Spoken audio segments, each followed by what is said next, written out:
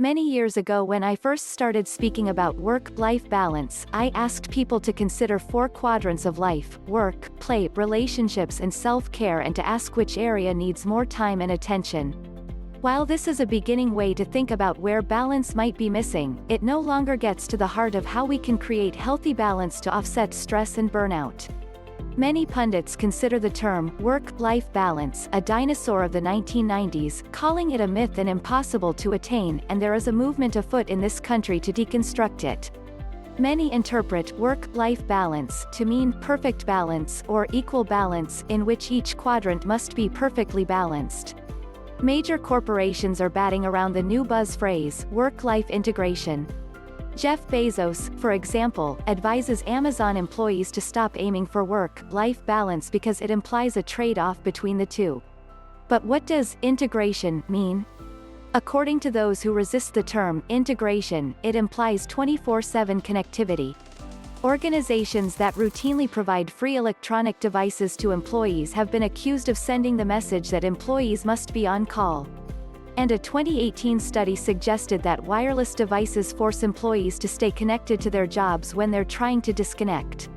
As the line between work and personal time continues to evaporate, especially with more employees working from home, both terms, work-life balance and work-life integration, have become old-fashioned. In Europe, the term life balance has become the preferred term, because leaders there insist work-life balance implies an equal proportion of work and personal life, which isn't really balance. I agree that life balance more accurately depicts what we all need to strive for. Many people burn out toiling at schoolwork or trying to do it all around the house and are not necessarily at work in the literal sense. They can be students, volunteers, retirees, stay-at-home parents, as well as those gainfully employed in the workplace. Plus, neuroscience has advanced how we think about balance. If we cut to the heart of the issue, it's about resetting our nervous system. Our autonomic nervous system has 2 branches, the sympathetic nervous system, or gas, and the parasympathetic nervous system, or brakes. We need both. If you think of yourself as a car with only brakes and no gas, you won't get out of your driveway. And if you have only gas and no brakes, you will burn out your motor or go off a cliff. So making sure you activate both systems gives you a healthy balance, whether or not it involves the workplace. But how do we do that?